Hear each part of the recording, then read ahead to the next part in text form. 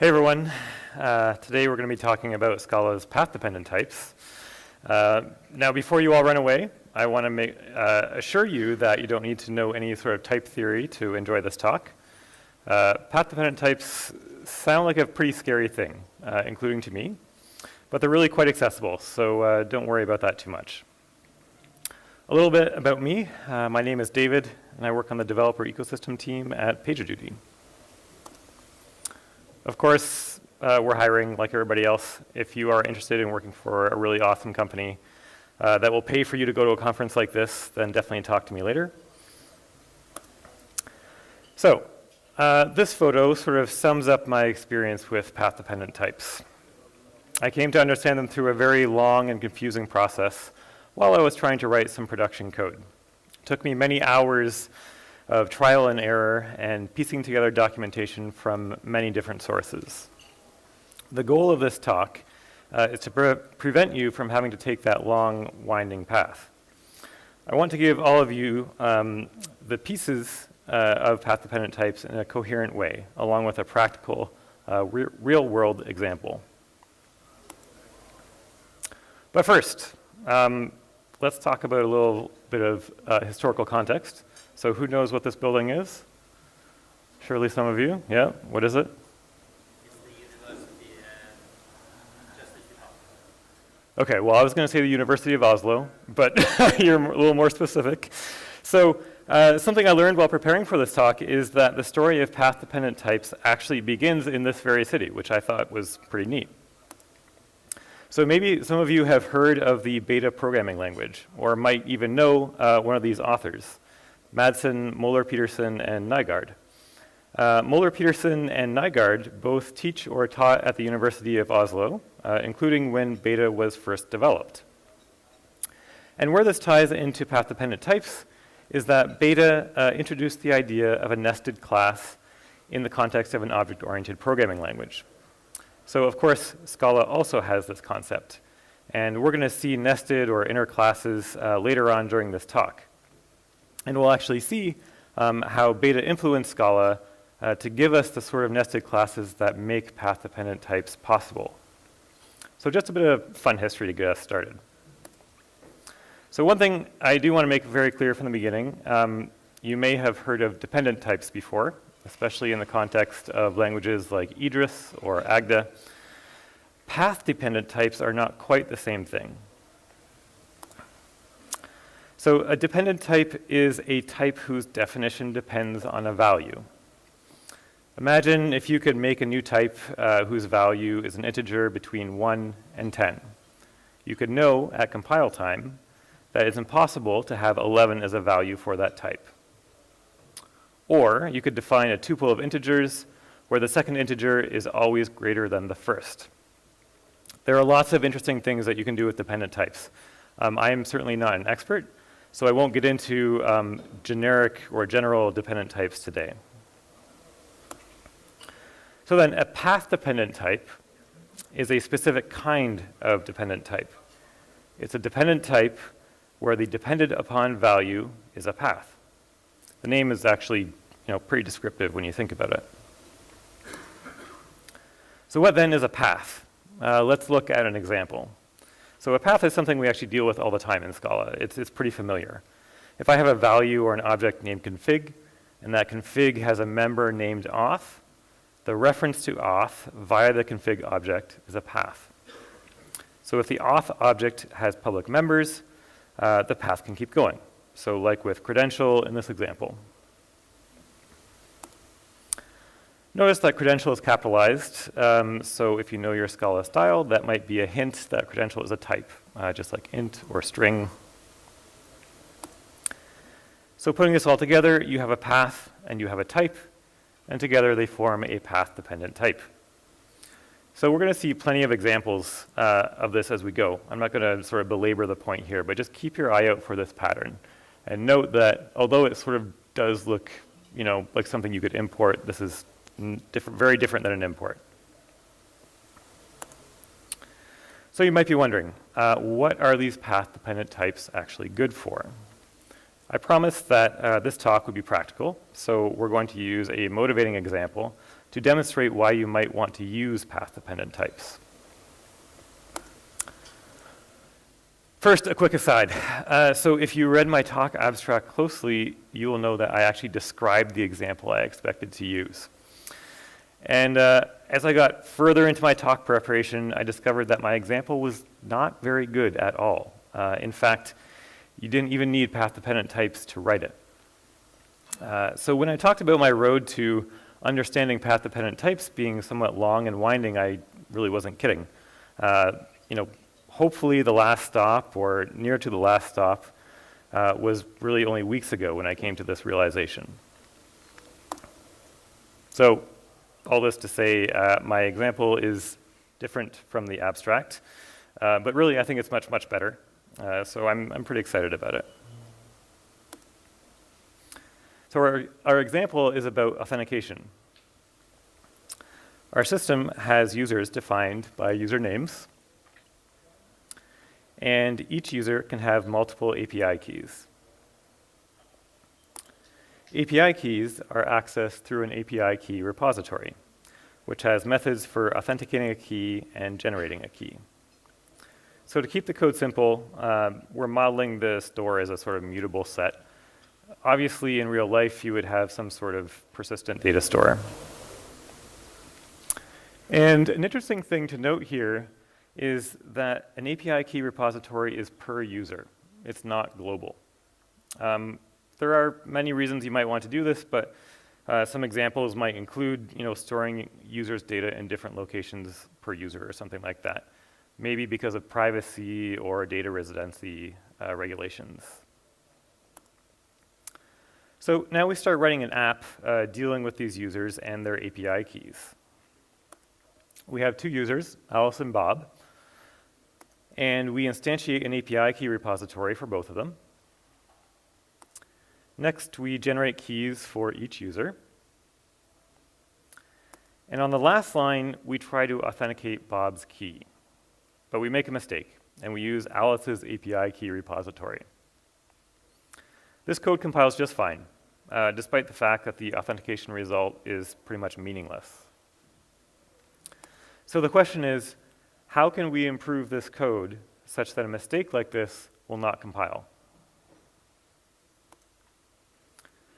So the problem with the previous code was that there was no relationship between a username and its associated API keys. The compiler could not let us know when we sort of mixed them up in the wrong way. So let's try to create that relationship. And first we'll try using type parameters, because I don't know about you, but when I try and do something complicated and I want to make relationships, like type parameters come to mind. So we'll try this. So first we'll make a username trait. And suddenly each of our users becomes a type, which extends this trait. And we now have the ability to associate an API key with a specific username, which seems like the right direction, although many of you are probably seeing a problem already. So we also need to change our API key repository to be associated with a user at the type level. We do this by adding a type parameter in the API key repository saying that it accepts a username u. And then all of the references to the API key type are now parameterized with that user. So now we try writing our application again. We instantiate two new API key repositories for our two users. We generate keys for both of them. And when we make the same mistake of trying to authenticate Bob's key with Alice's repository, we now get a compiler error. So it says we found an API key for Bob, required an API key for Alice. Great. Problem solved, right? I can just leave it here. You folks can all go chat. No. What about Carlos?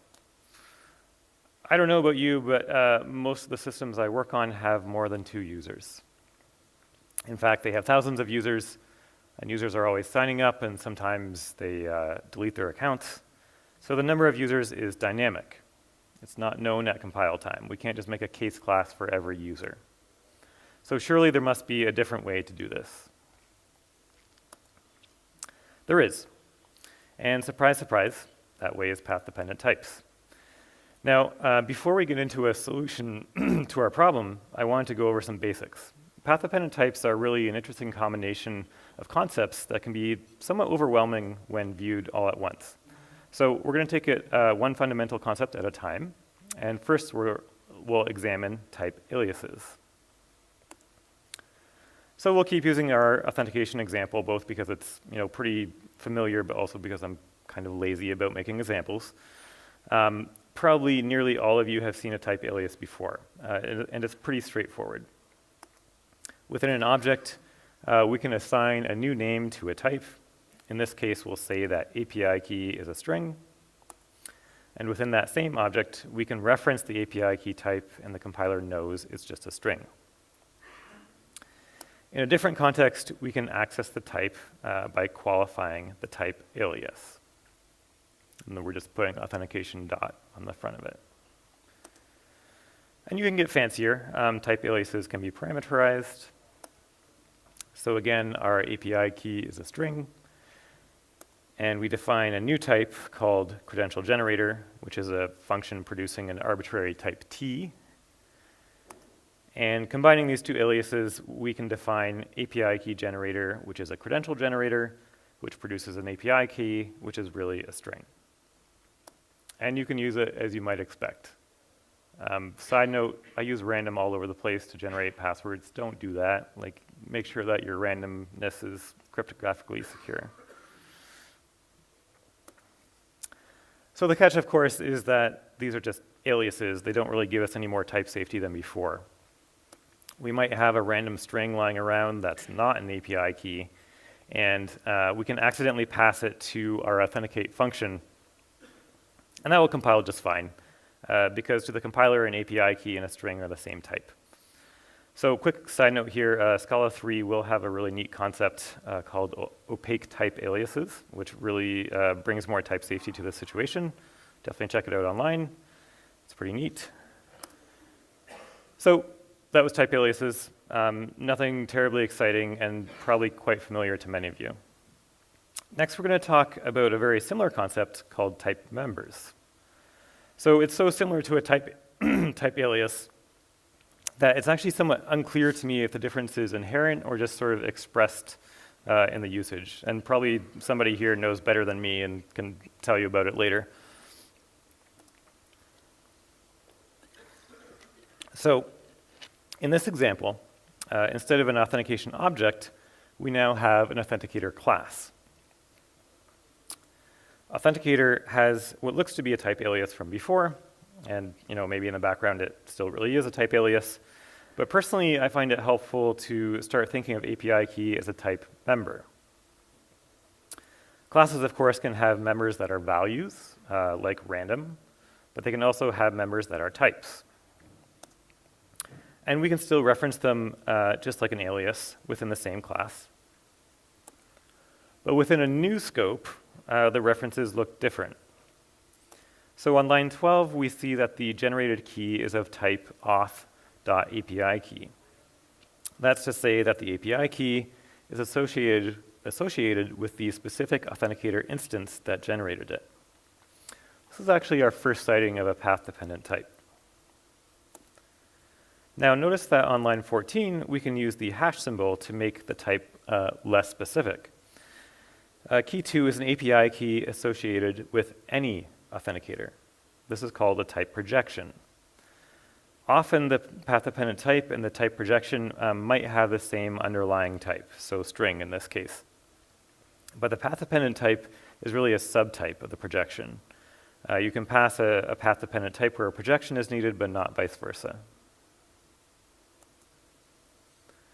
So when we're talking about classes or traits instead of objects, it's good to start thinking about type members rather than type aliases. And this is because type members have a property similar to value members, and that is that they can be abstract. So here we have an authenticator trait. and it has an abstract type member called credential. It's designed to work with any kind of credential.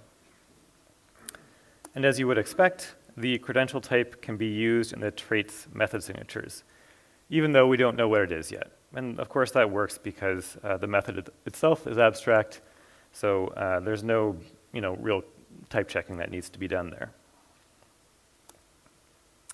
So when we make concrete classes that extend our authenticator trait, we need to have concrete type members too. So we have these API key and pin credential case classes, and they become the concrete credential used in each authenticator. Note that you can use either the abstract or the concrete type in the override methods because they're really the same in this context. It's another way in which they're basically a type alias. So something that might be a little confusing or surprising is that abstract type members don't need to be implemented like an abstract value member. This code will compile just fine, even though T is never defined. It's when you start trying to implement abstract methods that have the type member in the signature that's when you get into trouble.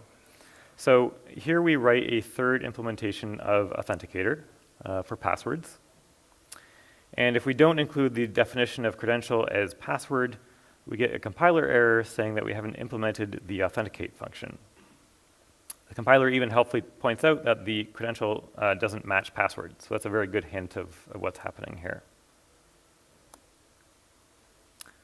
So here's an example of putting our different authenticators together in an app. And we can make some credentials of different types. And notice that their types can be written as path-dependent types. And we can authenticate them. And if we sort of mix things up by trying to authenticate a pin with an API key repository or authenticator, we get a compiler error, which is what we would want and basically what we would expect. So now let's say that we want an authenticator to tell us if a credential is expired. We might add an abstract method like expired.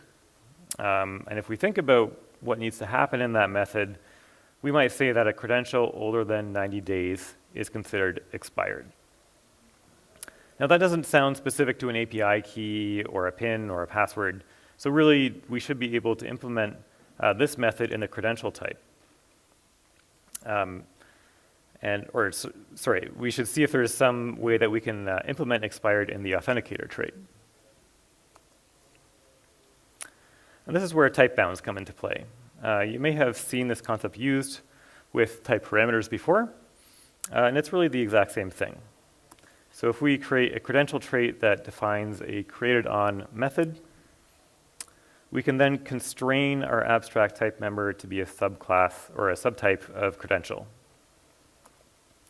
And this means we can define our expired method, which accesses the createdOn time from the credential.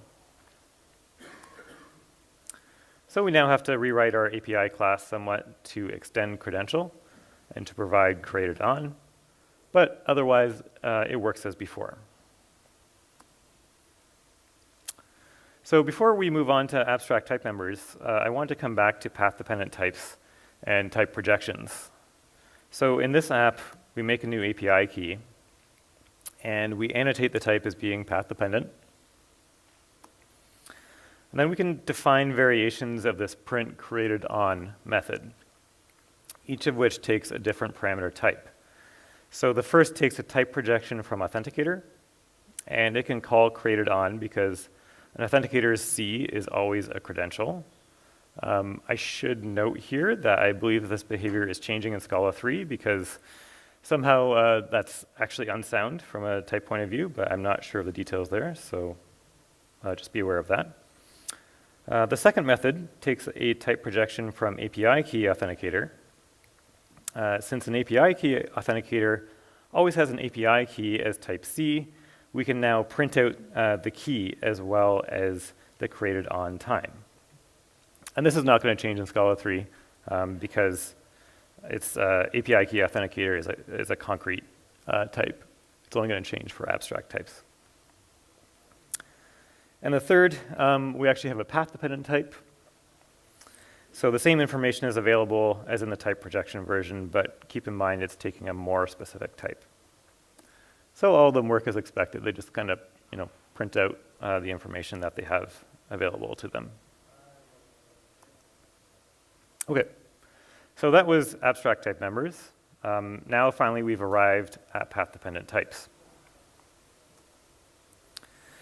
So we've already seen how to create a path-dependent type using a type member. We can also create a path-dependent type using a nested class. So in this example, we define an API key case class inside an authenticator. And the authenticator requires that API keys be a certain length. And that that constraint is enforced in the constructor of the nested case class. So you can see that the definition of the API key is really dependent on its outer context. It needs to know that required length. And the API key type is going to be, at least semantically different than, or sort of different depending on which authenticator it's in, since different authenticators can have different required key lengths. So to demonstrate this, here's an application that defines two authenticators, one weak that only requires a key length of 4, and one strong that requires a key length of 16. So when we create the API keys, we have to reference the API key case class as a path-dependent type, because the compiler needs to know whether we're trying to basically create a weak key or a strong key. And we can add those keys to the known keys of the appropriate authenticator. But if we try to pass a weak key to the strong authenticator, we get a compiler error. So this is pretty cool. This is the compiler having our back. So quick aside, when I first saw Scala's nested classes, I thought they were the same as Java's. This is not true. This is the explanation from the Scala docs, which is kind of hard to understand, I think. So let's look at the previous example, but written in Java. So here's roughly the same authenticator with a nested API key. It's written in Java, so it's a little longer, and I don't really know how to write Java, so it's probably wrong in some way, but we can then write the same app, and we find that the type of the created API keys is the same, regardless of whether they were created with the weak auth or the strong auth. This type is the sort of Java equivalent of the type projection that we've seen in previous examples. So as a result, we can add the weak API key to the strong authenticator with no problems. So Scala's nested classes are associated with the class.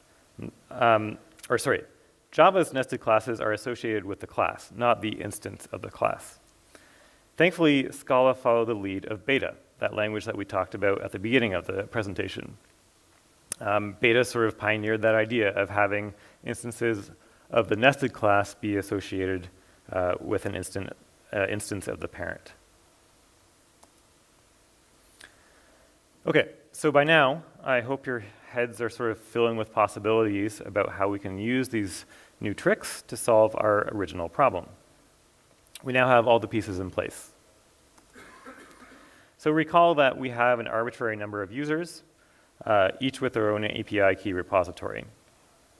We want to avoid passing keys to the repository of the wrong user, using the compiler if possible. We noticed that we were sort of missing a relationship between username and API key, so we tried using type parameters. This had the very obvious problem that we needed to know all of the users in advance. But we were right about needing a relationship between username and API key. And now we have a new way to express that relationship using a nested class. So let's put API key inside username to express that API key is basically a child of username. And our API key repository remains mostly the same, but the API key type is qualified with username. So it's now a path-dependent type. And username is sort of like a reference to the username passed into the constructor above. And when we write our original example, we now get a compiler error when we try to authenticate Bob's key with Alice's repository. The compiler expects the path-dependent type alicekeys.username.api key, but finds bobkeys.username.api key. And that sort of nice compiler error has just prevented a bug. So we can leave it here, right? No, we can't. In real software, we get feature requests. So this is actually my real-life product owner. His name is John, and he's actually like a super smart guy and rarely ever adds on stuff that we don't know about. But for the purposes of this story, he's going to ask us to add another authentication method, a PIN. So easy enough, right? A PIN is associated with a username, so we can add the PIN case class as a nested class of username. Now, as programmers, we don't just want to copy paste the API key repository and change the names. We want some sort of abstraction to keep our code dry. We don't want to repeat ourselves. So we make a credential repository which deals with arbitrary credential types. And we express that arbitrary credential as an abstract type member. And it shows up in all of our method signatures. We basically have a single abstract method to implement for each subclass. So now we can create our nice, dry repository classes for each of our credentials. And note that we make the credential type concrete, again, using a path-dependent type. And we create and return generated credentials as path-dependent types as well. Cool, all done. Well, along comes John again, and he's getting really excited about this. Now he wants an HTTP interface where you can create new credentials, but only if you send a valid API key with the request. You have to be authenticated to do this. So if we kind of sketch out a controller trait to handle this request, it might look something like this. The method receives a credential repository that it will use to create the new credential. And we don't really care what kind of credential it is. This should work for all credential types. In our second parameter list, we receive the request and a render function. The render function has to accept the type of credential that we're creating, and it returns an HTTP response. So we're really doing some dependency injection here. So note that creationRepository.credential is a path-dependent type. We are referencing a value from a previous parameter list, namely creation repository, to get the full type. And this is the reason that we actually need two parameter lists here. The first function application gives us the repository so that the second function application knows what type to expect for the render function. And this is sometimes called a path-dependent method.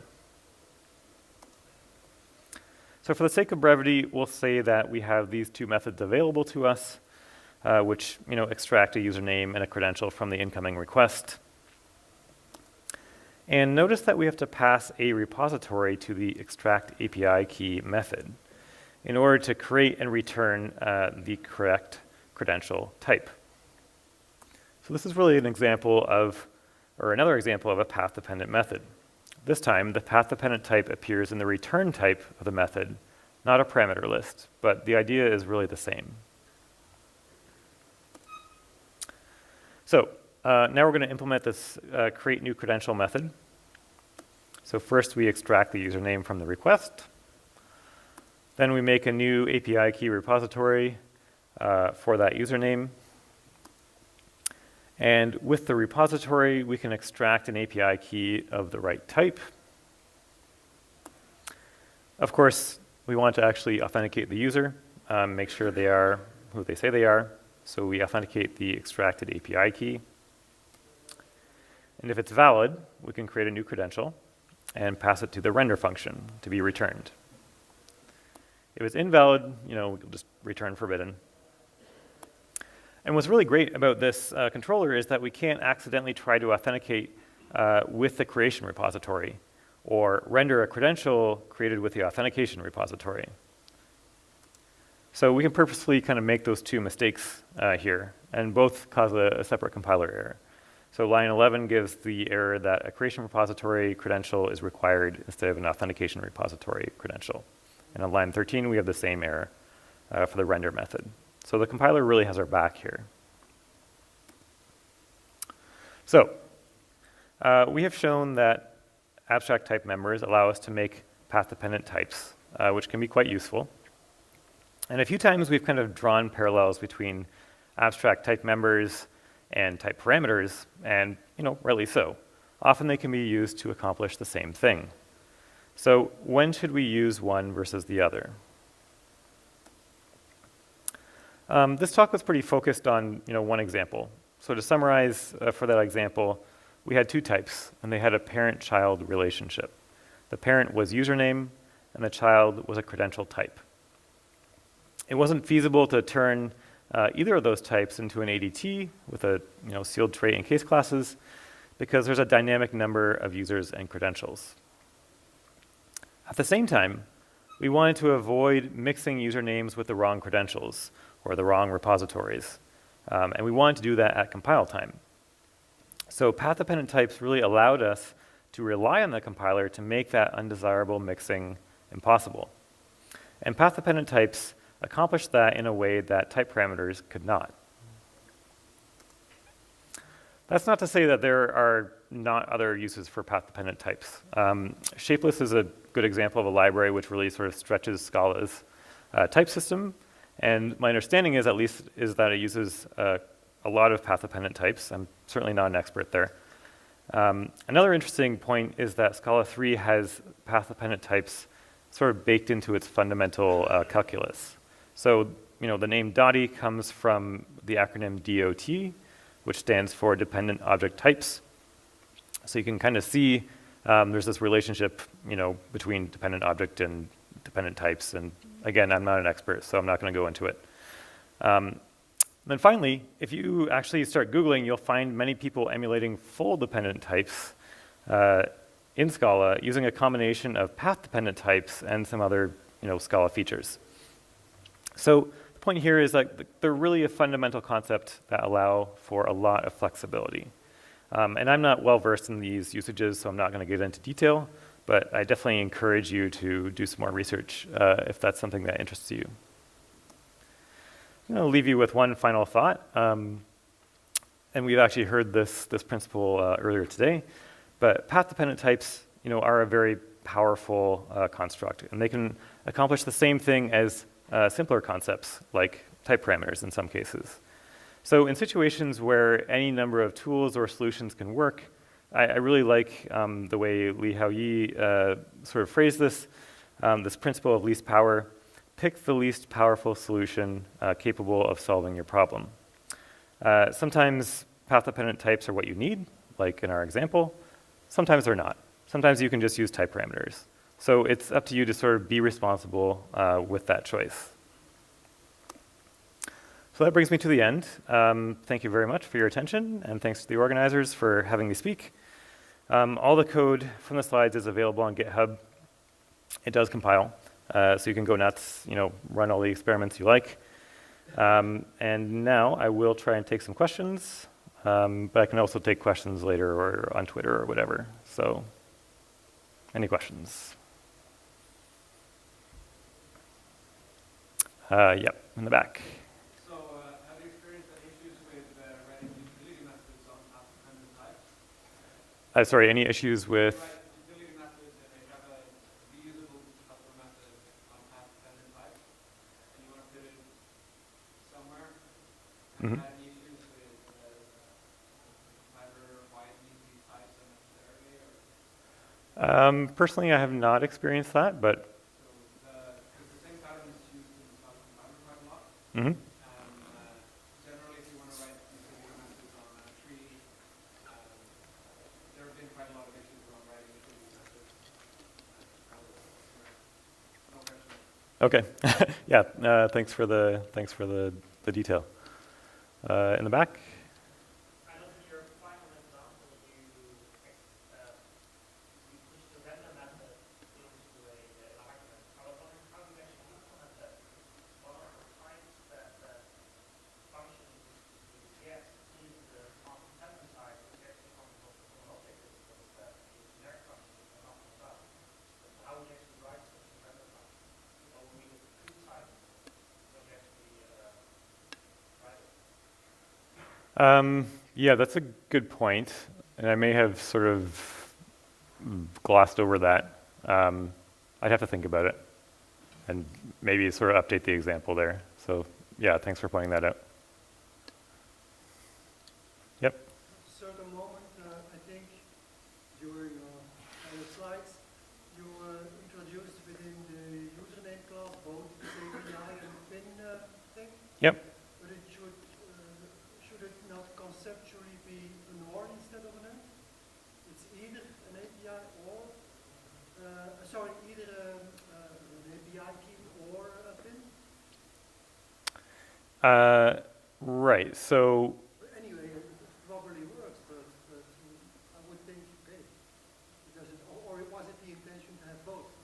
It is the intention to have both available, but obviously, like, they are different, and you're only going to use one at a time. So, I guess I'm not quite understanding your question, but okay, yeah, sure, we can chat later. Anybody else? Okay, all right, thank you very much.